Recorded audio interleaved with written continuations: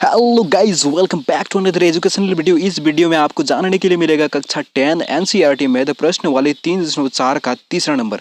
देखिए दोस्तों, क्योंकि मैं पहला दूसरा पिछले वीडियोस में बता चुका हूं, अगर पहला दूसरा का वीडियो आप लोग नहीं देखें तो उन वीडियोस को पहले जाके देख लीजिए। देखिए तीसरा नंबर क्या कहता है, 3x minus 5y minus 4 is equal to 0 और 9x is equal to 2y plus 7।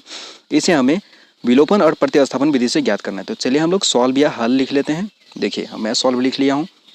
उसके बाद देखिए हम लिखते हैं पहला जो दिया हुआ है, देखिए 3x माइनस 5y माइनस 4, इसको हम ज्यों का त्यों लिख लिए। उसके बाद 3x माइनस 5y, अब इस माइनस 4 को इक्वल के उस पार भेजेंगे तो हमारा प्लस 4 में कन्वर्ट हो जाएगा। तो इसे हम समीकरण 1 मान लेते हैं। देखिए इस तरह से हम समीकरण 1 निकाल लिए।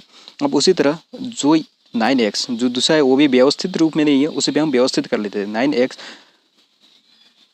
2y प्लस 7 पहले हम लिख लेते हैं, उसी को ज्यों का त्यों उतार लेंगे। अब इसको कन्वर्ट करेंगे। देखिए 9x इक्वल किस पर लाएंगे तो माइनस 2y, और इस पर बच गया 7। इसे हम समीकरण दूसरा दिखा देते हैं।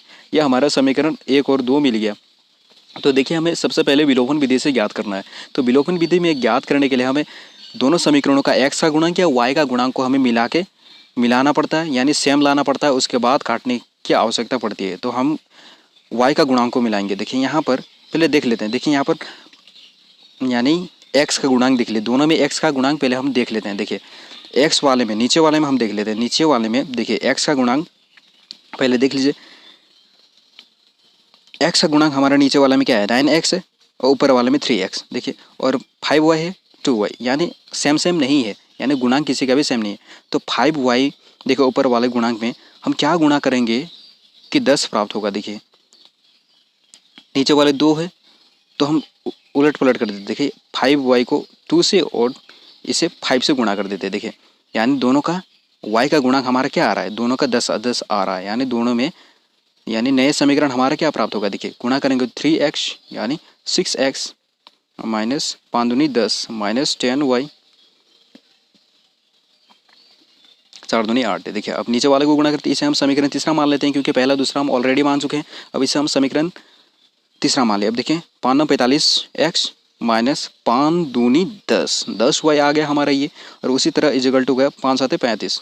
देखिए इस तरह से हम इसे समीकरण चौथा मान लेंगे। देखिए चौथा मान लिए। अब नीचे, अब देखिए इन दोनों को, अब देखिए प्लस है तो माइनस, माइनस है तो प्लस, प्लस है तो माइनस। अब देखिए प्लस माइनस कट रहा है, यानी y का गुणांक कट गया हमारा। अब देखिए 45 में 6 घटाना है, प्लस माइनस माइनस होता है, तो माइनस किस में है, देखिए 45 में है, बड़ी संख्या में, तो इसलिए माइनस का चिन्ह दे दे। अब माइनस में 6 घटाएंगे तो हमारा कितना होगा, 39 प्राप्त हो गया, यानी 39 प्राप्त हो गया। 39x इजिकल टू, अब देखिए प्लस माइनस माइनस, अब बड़ी संख्या में माइनस का चिन्ह था, माइनस दे दिया। 35 में 8 घटाएंगे तो हमारा कितना प्राप्त होगा, 35 में 8 घटाएंगे तो हमारा 27 प्राप्त हो रहा है। देखिए इसी तरह हम x का मान निकाल लेते हैं। देखिए x इजिकल टू माइनस 27। अब देखिए इस बार में जो x था गुणा में था, इस बार में आकर बटा में हो गया। देखिए पहले माइनस माइनस काट लेंगे हम। देखिए माइनस माइनस काट लिए। अब 27 को 3 से काटेंगे कितना बार में कटेगा, 9 तिया 27 और 13 तिया 39, यानी दोनों को हम 3 से काट लिए। तो x का मान हमारा आ गया 9/13 या 9/13।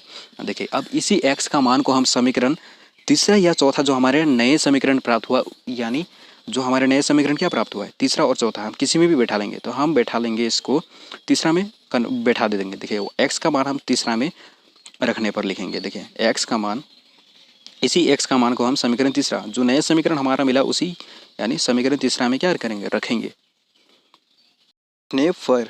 देखिए रखने पर उसके बाद हमारा समीकरण तीसरा क्या है। देखिए समीकरण तीसरा जो हमारे उतार लेंगे उसे 6x minus 10y minus 10y is equal to 8। देखिए 6 का 6, x हमारा क्या प्राप्त हुआ है, 9/13 यानी 9/13, तो उसे हम लिख लेंगे। और माइनस 10y है तो माइनस 10y का 10y इज इक्वल टू 8 दिखा देते हैं। देखिए अब गुणा होगा, यानी 6 इंटू 9, ऊपर ऊपर गुणा होगा तो कितना होगा, 6 9 54।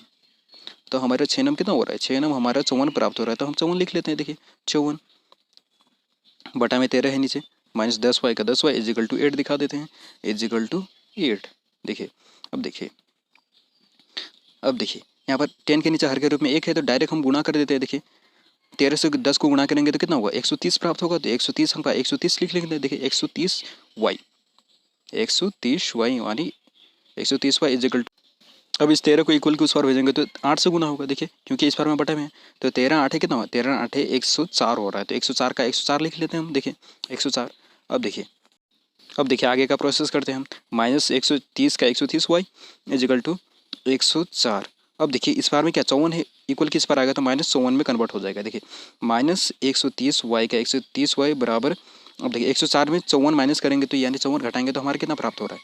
देखिए 104 में 54 घटाएंगे तो हमारा 50, हाँ 50 आ रहा है। देखिए 50 आ रहा है ना, देखिए 50 आ गया यानी 50 आ गया। अब देखिए y का y इजिकल टू 50/-130, क्योंकि माइनस उस बार में गुणा में है, इस बार में आकर बटा में हो गया। अब देखिए दोनों को हम किस से काटेंगे, देखिए दोनों को हम 10 से काट लेते हैं। देखिए 50 को भी 10 से काटेंगे और -130 को भी 10 से हम काटेंगे। तो 50 10 से कितना बार में कट रहा है, 5 बार में कटेगा। अब उसी तरह देखिए 13 कितना बार में कट रहा है, 13 हमारा देखिए 13 बार में कटेगा, क्योंकि 10 से हम 13 को काटे 130 को काटेंगे तो कितना बार में कटेगा, ये तो सबको पता है भाई, 13 बार में कटेगा। देखिए इस तरह से हमारा y का मान कितना आ गया, 5/13। तो हम लिख लेते हैं 5/13। अब देखिए इस तरह से हमारा x और y का मान मिल गया, यानी x और y का मान हम किस विधि से निकाले, विलोपन विधि से। अब हमें किस विधि से निकालना है, अब हमें प्रतिस्थापित विधि से निकालना है। यानी क्वेश्चन में दोनों विधि से कहा गया तो हम विलोपन विधि से कर ले, अब हम प्रतिस्थापन विधि से निकाल देते हैं।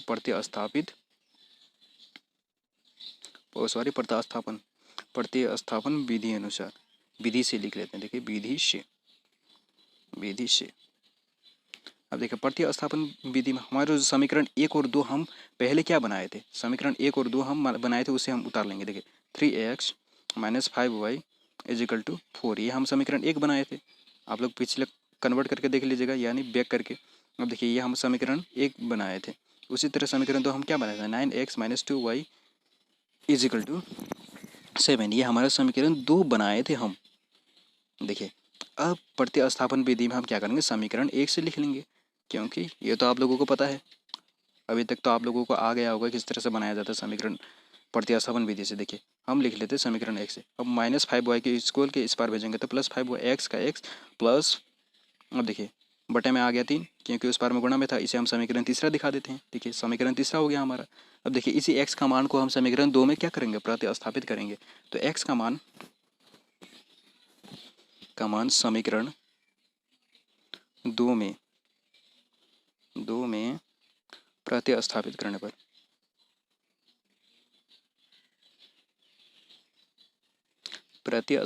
करने पर अब देखिए समीकरण 2 हमारा क्या है, समीकरण 2 हम क्या माने थे, देखिए उसी हम समीकरण 2 को उतार लेंगे। देखिए समीकरण 2 हमारा है, देखिए लिख लेते हैं 9x - 2y इजिकल टू 7।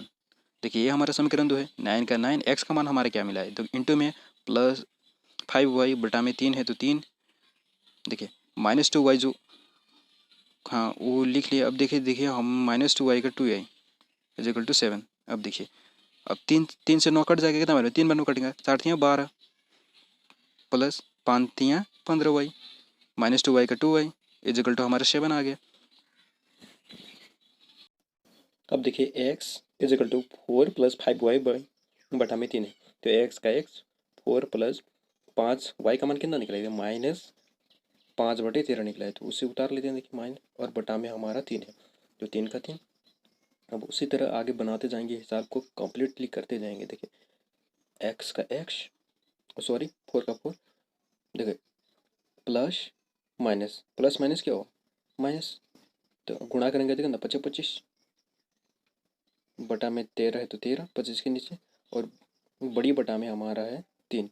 देखिए 3 का 3 उतार लिए, x का x इजिकल टू, देखिए 4 के नीचे हर के रूप में 1 है तो डायरेक्ट गुना कर देते हैं।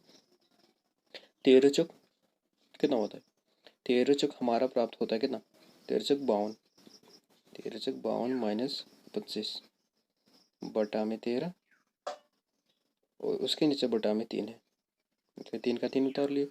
x 52 में 25 घटाएंगे तो हमारा कितना प्राप्त होगा, देखिए 52 में 25 घटाएंगे तो हमारा देखिए 27 यानी 27 प्राप्त हो रहा है। देखिए 27 प्राप्त हो रहा है। अब बटा में 13 है तो 13 और उसके नीचे 3। अब देखिए अब हमें इसे काट देना है, 27 13 और 1/3, क्योंकि ये व्यवस्थित कर ले। देखिए कितना बार में कट रहा है, 9 बार में कट रहा है। इस तरह से हमारा एक्स का मान कितना आ रहा है, इस तरह से हमारा एक्स का मान 9/13 हो गया। देखिए एक्स और वाई का मान मिल गया प्रतिस्थापन और विलोपन विधि दोनों विधि से।